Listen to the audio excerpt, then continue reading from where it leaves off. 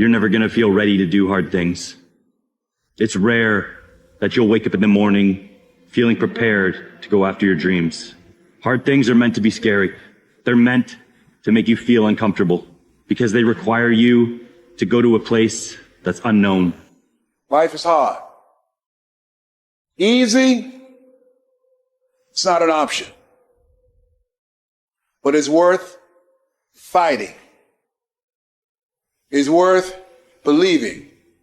It's worth giving yourself a chance. It's worth mustering yourself up, standing up inside yourself. It's worth fighting relentlessly, never giving up. It's worth fighting a good fight. It's worth being around motivated, positive people. It's worth being up-tempo. It's easy to have faith and feel good when you're feeling good and you have no pain and your bills are paid and you got a clean bill of health from the doctor. It's easy to be motivated then. But when that's not the situation, it's hard. When you look in the mirror, you don't see the person that you once saw. It's hard. I know it's hard, but do it hard. The road to paradise starts in hell. You have to take that bus ride, that walk, that crawl, that flight, whatever it may be, back to hell consistently. Because here's the thing. If hell comes visits you, and it visits a lot of people, it's not going to leave. And your hell is what you're willing not to acknowledge. You're not willing to acknowledge who you are, what your darkness is, what fuels you. Why? We all ask why we should work this hard. Why take that many classes? You know, why take the notes? Why read the books? Why work that hard? Why? Good question, why? Best answer to why, I think, is the second question. Why not? Why not see how many books you can read, how many classes you can take, how many skills you can develop? Why not see how valuable you can become to the marketplace, to your friends, to your family? Why not see what you can make of yourself? Why not see how far you can go, how much you can see, how much you can earn, how much you can share? Why not? So as we look at the future, we can decide that from this day forward, as I look at all the dimensions of my life, looking at myself mentally, emotionally, and spiritually, I'm going to do all I can do to develop me, to bring my talent out here, to make a contribution to life. But is it easy? No. Is it worth it? Yeah. Yes, your life is worth it. Why do you do this thing every single day, and what does it mean to you? I want you to ask yourself those two questions every single day. When you get tired, when you're not feeling it, when you don't value it, when you take it for granted, every single day. Why do I do this, and what does it mean to you? Because if you say you do it for a certain reason, and it means something to you, every single day you'll come out, and you'll never cheat it, and you'll cherish every single aspect of it for the ability to become greater. That those minutes and those hours, they turn into weeks and months and years, and holding the line in those critical minutes will put you in an infinitely better place, physically and mentally, if you maintain the discipline. So work through the weakness, fight through the temptation, hold the line. No one's coming. No one. No one's coming to push you. No one's coming to tell you to turn the TV off. No one's coming to tell you to get out the door and exercise. Nobody's coming to tell you to apply for that job that you've always dreamt about. Nobody's coming to write the business plan for you. It's up to you. You've got to put in the work when no one else is watching. You have to convince yourself that the things that are in your head, the self-doubt that has been imposed because of life and small setbacks, are temporary. But the results you leave are permanent. Don't allow the setbacks you once had be the thing that keep you from going after your goals. Set those goals higher. Stop looking for validation from the outside and start believing on the inside. That if I got up this morning, it's because God had a plan for me and I need to fulfill it. You know you have the desire to achieve more. And so what's it going to take for you to start rewriting the story in your life? See, the problem is you have bought into this false narrative that you are destined for failure because you come from a failed family. You come from a divorced family. You come from a family of alcoholics. Blue collar. We're just supposed to be blue collar. No, you're not. No, you're not. You can make as much money as you want. You can have as much freedom as you want. You can have as much opportunity as you want, but you got to go out and get it, because I can tell you right now, every single one of you out there have exactly what you deserve. It's necessary that you take charge, that you begin to stand up inside of yourself, that you dry your tears and you're not given the luxury of feeling sorry for yourself, that you got to get in a fighting mode. You can't surrender. You can't be a chump. You got to fight back. You got to stand up and start. So wait a minute. What is it I need to do? You got to make yourself move, even if it hurts. Many people have been written off and said, this one won't survive. And they did. It's possible. You've got to believe in your heart of hearts that it's possible that you can beat this. Your belief, your faith, your drive, your determination, your persistence, your perseverance, your spirit. Greater is he that is in you than what's out here in this world. So you've got to decide, you've got to say, it's possible that I can beat this. And it's necessary that I do this. In spite of the pain and the conditions, you've got to mobilize your mind and your spirit. There's nothing as powerful as a made-up mind.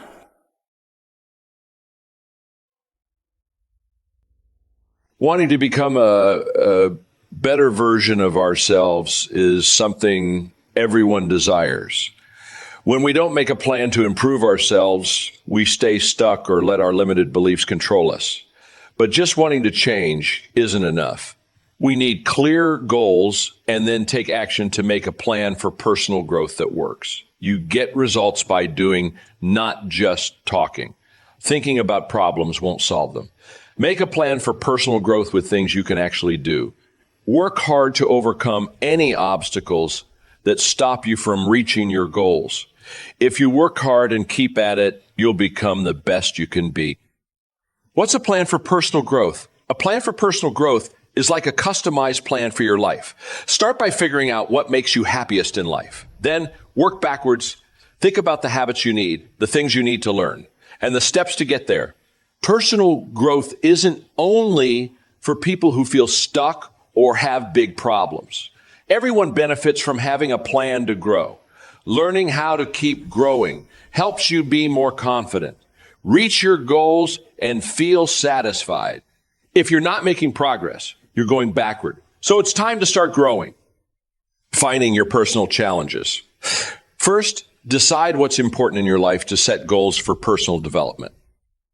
What does your plan for personal growth mean to you? Is it about getting better at talking to your partner? Do you want to do well at work? Do you want to eat healthier or get in better shape? Do you want to be better with money? No matter your challenges, there's a way to achieve what you want. Growth and success mean different things to different people, but most personal growth plans cover 4 areas: work, relationships, learning, and health. You can adjust your goals in these areas to fit your life and keep growing.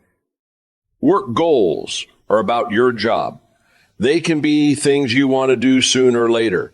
For example, you might want a better job in a year, a different job in 5 years, and your own business in 10 years. Work goals also include getting better at your job by learning and going to events. Relationship goals can mean finding love if you're single, or making your relationship stronger if you're in one. If you want love, you'll work on finding the right person and getting over things that stop you. If you're in a relationship, you might want to make it more exciting or stop fighting. Learning means feeding your brain, learning new things, and staying interested in learning. You could decide to read a long book, learn to play a musical instrument, or do puzzles regularly. Health is one of the most common things people want to improve. It might seem like just losing weight or getting strong muscles, but it's more. Being healthy means living in a way that gives you energy and strength to chase your other goals. Knowing the parts of personal growth plans. There are many ways to make a personal growth plan, but we can put them into 7 groups. 1, skills. These are things you're good at or can learn. To do well in life, know what you're good at and what you need to learn. 2, growth. To get what you want in your job, relationships, life, or health, you need to learn more and be open to change. 3, power. This is how much control you give others over you. To grow, take back some control. Don't let others control you too much. 4, improvement. To make your life better, think positive and work hard. All growth comes from improving yourself. If you don't try to be better, you won't reach your goals. 5, empowerment. What's special about you? It doesn't matter what others think. Feel more confident by thinking good things about yourself and doing things you enjoy. 6, analysis. This means looking at what you're good and not good at. No one is great at everything. Be honest about where you need to improve and what you can do to get better. 7, goals. Having goals is important to make changes and reach your dream. Being ambitious won't help if you don't know what you want. The secret of success is learning how to use pain and pleasure instead of having pain and pleasure use you. If you do that, you're in control of your life. If you don't, life controls you. If you want your life to change, here's the source of it all. Ideas plus inspiration. The good news is, ideas are not that far away. I've got an excellent phrase for you to consider, one that will serve you well for the rest of your life. Everything you need is within reach. The ideas you need for life change or business change are within listening reach. They're within reading reach. In fact, there's probably a library not too far from you. The problem is, most people pass by libraries. Very few walk in. Andrew Carnegie set up all these libraries across the country thinking everybody would stop in. But no, almost everybody drives right on by. Do you know how many people own a library card in the United States? 3%. And guess how much they cost? Nothing. The ideas are within reach. But here's the key question. Who is going to reach? There's a simple biblical phrase that says, if you seek, you will find. But it's very important to know that finding is reserved for the seekers. We don't find what we need. We find what we search for. If you will search, if you'll try, if you'll go, if you'll listen, ideas are within reach. And ideas are life-changing. There's nothing so powerful as an idea whose time has come. A business idea, a social idea, an investment idea, a good health idea. All you need is a specific idea to make an impact on your life. Ideas can help you gather treasure, gather equity, and gather wealth. 10 years from now, you can be right where you are now, or you can be in a new place. The difference between now and then could be significant in terms of money, lifestyle, treasure, and equity. In 10 years, you can enjoy an incredible life if right here and now you make a small change in your thinking to start you on the journey. The key is to start right now gathering the ideas and making the changes that will take you further along this new road. Ideas can change your life, and sometimes all you need is just one more good idea in a series of good ideas. It's like dialing the numbers of a combination lock. After you've dialed 5 or 6 numbers, the lock may not come open, but you probably don't need 5 or 6 more numbers. Maybe you need just one more number, one more idea. Maybe a seminar or a sermon can provide it.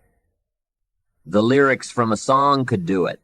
The dialogue from a movie could do it. Conversation with a friend might do it. If you keep your eyes and ears open, you'll find that one last idea you need. Once you find that idea, the lock comes open, and there's the door for you to walk through. Just one more idea, no matter where you get it, may be all you need to open that door of opportunity. If, however, the lock still doesn't open, you may be lacking in inspiration. Who knows why some people are inspired and some are not? Some people find a great idea and turn it down. Some people say that it costs too much. Some people say that it's going to take too much time. Some people are too busy. There are a lot of different reasons why some people are inspired to take advantage of a good idea while others pass it up. I call it mysteries of the mind, and I just leave it at that. There are some things I don't try to figure out. Some people buy and some don't. Some go for it and some don't. Some change and some don't. And if you've been around for a while, you can usually spot those who don't take advantage of a good idea. A man asks me, how come all this stuff goes wrong for me? I say, I don't know.